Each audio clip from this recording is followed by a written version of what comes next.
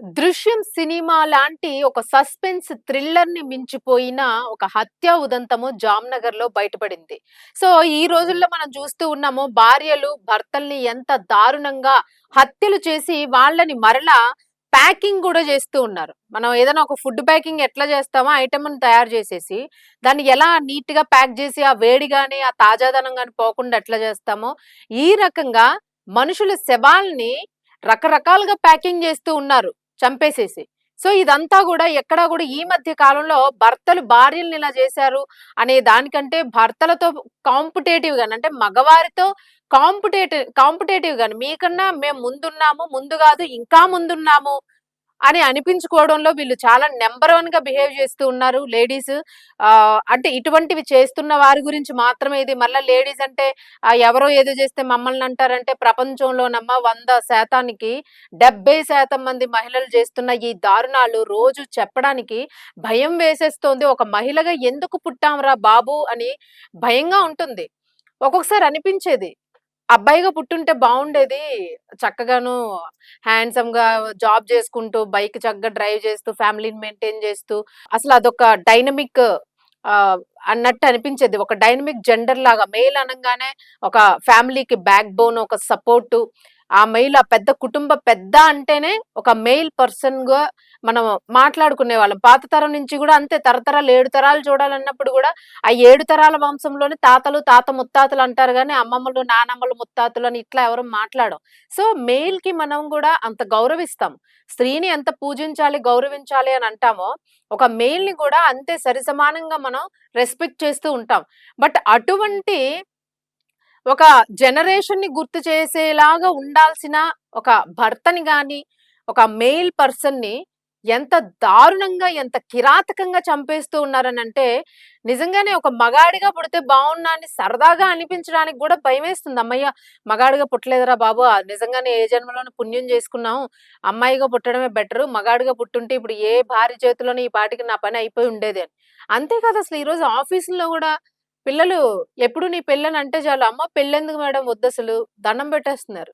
ఎందుకు మేడం ఏ సిలిండర్‌లోన ప్యాక్ అవ్వడానికి, ఏ డ్రమ్ములో ప్యాక్ అవ్వడానికి, ఏ హార్పిక్ ఇంజెక్షన్ తీసుకోవడానికి, ఏ వయాగ్రా టాబ్లెట్‌లు తీసేసుకోవడానికి, మేమేదో మా బాడీస్ మా జెంట్ బాడీస్ అన్నీ గూడా ఏదో ఒక ప్రయోగశాల కింద మారిపోయింది లేడీస్‌కందరికీ గూడాను.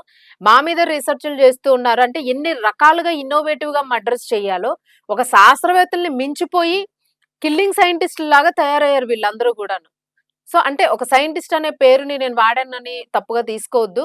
అంటే వీళ్ళు పరిశోధనలో ఈ రకంగా మర్డర్ జేయాలి, ఆ రకంగా మర్డర్ జేయాలి, ఎట్లా మర్డర్ జేస్తే బావుంటది, ఎలా చేసేసిన తర్వాత ఎన్ని ముక్కలుగా నరికి ప్యాక్ చేయాలి, ఆ బ్లడ్‌ని ఏం జేయాలి, బ్లడ్‌ని ఏదైనా జ్యూస్ జేసి తాగేయాలా, లేపోతే ఎక్కడైనా పోసేయాలా, ఇవి అన్నీ రకరకాల వింత వింతగా సిలిండర్‌లో ప్యాక్ చేయడం ఏంటసలు బాడీని. ఎంత దారుణమో జూడండి. హార్పిక్‌ని బ్లడ్‌లోకి ఇంజెక్షన్ ఇవ్వడం ఏంటి? ఇంత దారుణమా అసలు? వయాగ్రా టాబ్లెట్‌లు ఇస్తే సరిపోదని బీపీ టాబ్లెట్‌లు వాటికి తోడు మళ్ళా కలిపి ఇచ్చేసి చంపేయడం. వారి నాయనో! మామూలుగా లేదసలు. నిజంగా ఒక స్త్రీగా పుట్టినందుకు గర్వంగా ఉండేది. కానీ ఈరోజు ఒక స్త్రీగా పుట్టినందుకు ఒక భయంతోని, స్త్రీ జన్మ అని ఇంత దారుణంగా చేసేస్తున్నారా ఈ ఆడవాళ్ళందరూ గూడా అన్న ఒక అసహ్యం, ఒక బాధ కలుగుతోంది. ఎన్నో పదే పదే చెప్తూ ఉన్నారు. ఇష్టం లేని భర్త గనక అయితే, మీకు వేరే వాళ్ళతో ఇల్లీగల్ రిలేషన్ గాని, సెక్సువల్ అఫైర్స్ గాని, ఏవైనా సరే ఎలాంటి ఇతర బాండింగ్స్ ఏమున్నాను, వదిలేసి వెళ్ళిపోండి కామ్‌గాను. అంతేగాని చంపే హక్కు మీకెవరు ఇవ్వలేదసలు. ఎప్పుడో ఎవరో ఒక అమ్మాయిని ఏదో జేసి మూటగట్టేసి ఎక్కడో పాటల కింద పడేసాడనంటేనే బెంగుళూరుని మొత్తం షేక్ జేసి ప్రపంచవ్యాప్తంగా ఆ న్యూస్ చాలా పెద్ద ఎత్తున వైరల్ అయింది. ఆ 1, 2 మర్డర్స్ తరువాత అట్లాంటివి కొన్ని వందల మర్డర్స్ అబ్బాయిలవి జరిగినియి. సో, ఈరోజు అసలు ఇంట్లో ఒక కొడుకున్నాడంటే వాడికి పెళ్లి చేయడానికి భయపడిపోతున్న తల్లిదండ్రులు. ఈరోజు ఒక వారసుడు కావాలని అంటూ ఉంటారు చాలా మంది. అసలు వారసత్వం లేదు. అబ్బాయి పుట్టాలి. అబ్బాయి పుడతాడా పంతులు గారు అని గురువుల్ని అడిగి, అడిగి తెలుసుకొని వ్రతాలు చేసేసి, పూజలు చేసేసి, కొడుకులను కనాలి అని చెప్పేసి ఒక పెద్ద టార్గెట్‌తో ఉన్న అమ్మలందరూ గూడా ఈరోజు ఆడపిల్ల పుడితే చాలురా బాబోయ్! అబ్బాయిలొద్దు. అబ్బాయి పుట్టాడంటే ఆడు ప్రాణాలతో ఉంటాడో, ఉండడో అన్న భయమేసేస్తుందని. పోనీ అలాగని ఆడపిల్ల పుడితే చాలు అని అనుకుందామన్నా, కన్న పుట్టిన తరువాత ఈ పిల్లలు ఎలా తయారవుతారో, ఈ పిల్ల ఎవరిని చంపేస్తదో, మనల్ని చంపేస్తదో, వాడిని చంపేస్తదో, దాని పిల్లల్ని చంపేస్తదో అన్న ఒక భయం గూడా పట్టుకుంది. ఎవరిని క్షమించడం లేదు. ప్రియుడితోని పెళ్ళికిను, డేటింగ్‌కి ఒప్పుకోపోతే అమ్మా, నాన్నని లేపేసింది బెంగుళూరులో ఒక అమ్మాయి. అమ్మా, నాన్న, చెల్లిని. డేటింగ్‌కి ఒప్పుకోలేదని. ప్రియుడితోనే ఆమె ఎదురుగా అమ్మా, నాన్నతో పాటు పక్క బెడ్‌రూమ్‌లోనే ఉంటదంట. ఎవరు ఒప్పుకుంటారు? మనిషి అనేవాడు ఎవడైనా ఒప్పుకుంటాడా? ఏదో జంతువుల కంటే వావి వరుసలు తెలియవు అని అనుకుంటూ ఉంటాం. జంతువుల కన్నా హీనంగా ఉన్నారీళ్ళు.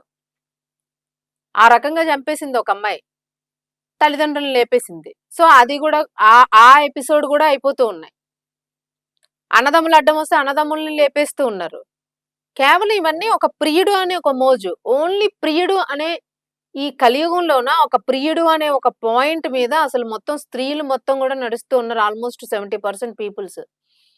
ఒక ప్రియుడి కోసం భర్తని, కన్నా పిల్లల్ని ఫోను మాట్లాడుతూ, మాట్లాడుతూ చిన్న పిల్లాడి గొంతు పిసికి చంపేసింది. ఫోనుకి డిస్టర్బెన్స్‌గా ఉన్నాడని.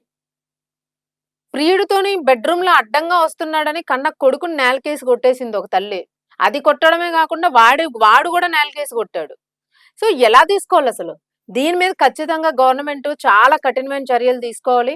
పదే పదే ప్రభుత్వాన్ని అంటున్నామని గాదు. చాలా సీరియస్ యాక్షన్ తీసుకోవాలి. అసలిలా చేస్తున్న వాళ్ళని నడి రోడ్డు మీద పూర్తిగా ఏమీ లేకుండా జేసేసి, నడి రోడ్డు మీద ఎలాంటి శిక్ష వేయాలో అలాంటి శిక్ష వేస్తేనే, ఇలా ఇంకొకరు ఇలా జేయకుండా అమ్మో! ఇంత భయంకరంగా ఉంటదా శిక్ష మనం సౌదీ అది ఇది అని అనుకుంటాం.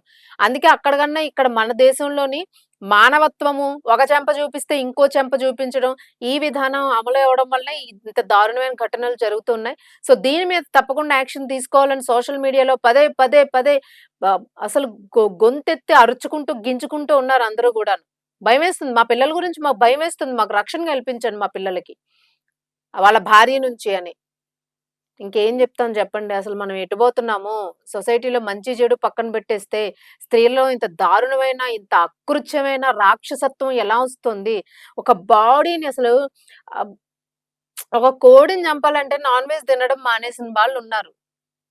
అయ్యో! ఒక జంతువు ప్రాణం ఏం తీసేస్తా అని. యానిమల్ హస్బెండరీస్ ఉన్నాయి. కుక్కల కోసం పోరాటం చేస్తున్నోళ్ళున్నారు. గోమాంసం అసలు పెట్టకూడదు, గోవధ చేయకూడదని ఉన్నారు. అరే! ఇక్కడ మానవవాద ఇష్టానుసారంగా జరుగుతుంది. దాన్నెవరు పట్టించుకోవట్లేదసలు. మనుషుల్ని నిర్దాక్షిణ్యంగా చంపేస్తూ ఉన్నారు. సో, వాళ్ళ వలన ఒక నష్టం ఒక ఫ్యామిలీకే గాదు. ఇన్‌కమ్ బోతది, ఫ్యామిలీ బోతది, ఈవెన్ గవర్నమెంట్‌కి లాసే, ఒక ఫ్యామిలీకి లాసే.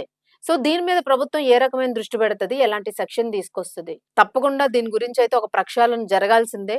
సో, ఇక్కడ జామ్‌నగర్‌లో జరిగిన హత్యా ఉదంతం గురించి చెప్తే నిజంగా చాలా బాధనిపించింది.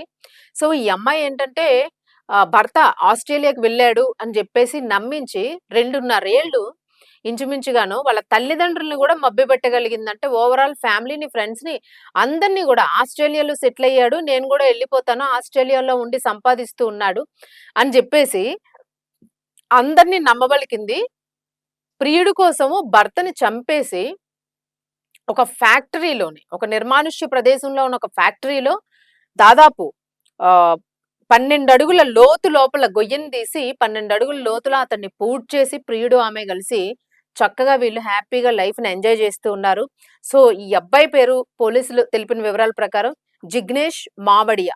ఇతను గత 2 ఏళ్లుగా కూడా ఆస్ట్రేలియాలో నివసిస్తూ ఉద్యోగం చేస్తున్నాడని చెప్పేసి ఆ కుటుంబాన్ని నమ్మబలికింది ఈ అమ్మాయి. అలాగే దీనికి సంబంధించి అతన్ని ఫ్రెండ్స్ అందరూ గూడా అడుగుతూ ఉన్నారు. మేము గూడా ఆస్ట్రేలియా వెళ్తున్నాము. అంటే వీళ్ళ ఫ్రెండ్స్‌కి గూడా ఆస్ట్రేలియాలో జాబొచ్చింది. అలాగే ఫ్యామిలీ మెంబర్స్ గూడా ఎవరికో జాబొస్తే మేము ఆస్ట్రేలియా ఎళ్తున్నాము. నువ్వు కాంటాక్ట్ నంబర్ ఇవ్వట్లేదేంటి? కాంటాక్ట్ నంబర్ అలాగే అడ్రెస్, లొకేషన్ ఇస్తే మేమెళ్లి అక్కడ కలుస్తాము. ఒక్కడే ఉంటున్నాడు కదా! అని జెప్పేసి అడిగితే ఏదో లొకేషన్ ఇచ్చేసింది. ఏదో ఫోను నంబర్, ఏదో లొకేషన్. తీరా అక్కడికి ఆస్ట్రేలియా ఎళ్ళిన తర్వాత అంతా చెక్ జేసుకుంటే ఆ ప్రదేశము లేదు, ఆ పర్సను లేడు. సో, వాళ్ళకి డౌటొచ్చింది. వెంటనే పోలీసులకి అలాగే ఫ్యామిలీకి గూడా జెప్పారు. ఇక్కడ ఎవరు మీ అబ్బాయి లేడు. లేపోతే ఇక్కడ జిగ్నేష్ అసలు లేనే లేడిక్కడ. సో, ఏంటి పరిస్థితి అని జెప్పేసి. జిగ్నేష్ భార్య పృథ్వీ.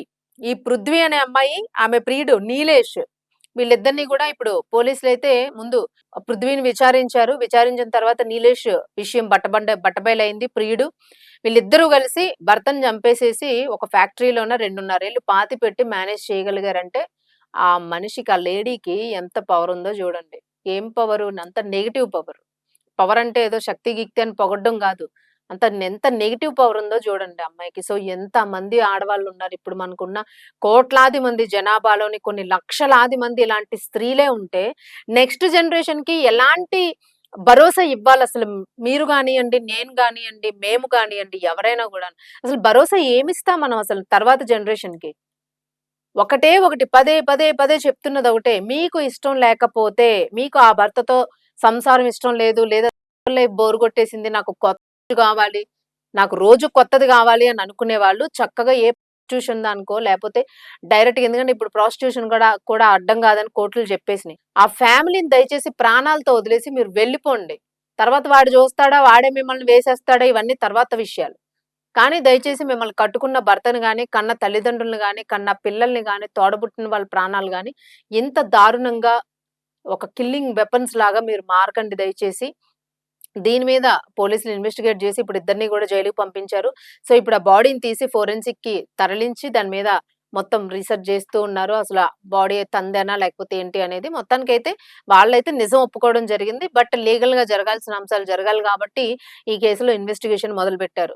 సో, దయచేసి మహిళల్లారా, స్త్రీమూర్తుల్లారా, ఈ మర్డర్స్ దయచేసి ఇంక ఆపేసేయండి.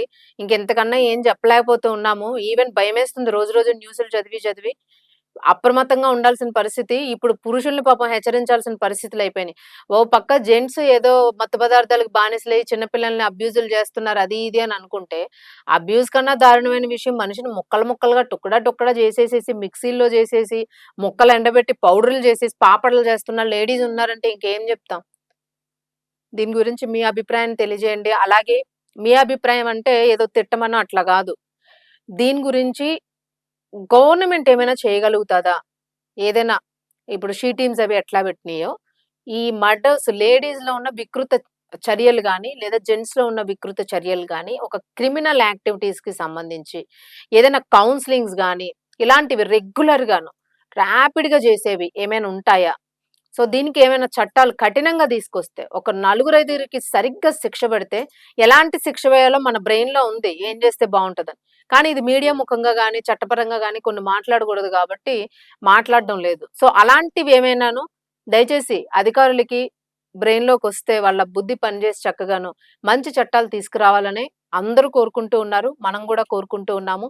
ఈ కిల్లింగ్ ఇవన్నీ గూడాను ఇవి అసలు ఆగిపోవాలని దయచేసి దేవుడిని పదే పదే ప్రార్థిస్తూ ఉన్నా. సో, ప్రభుత్వం దీని మీద ప్రత్యేక దృష్టిని తప్పకుండా సారించాలనే కోరుకుందాం.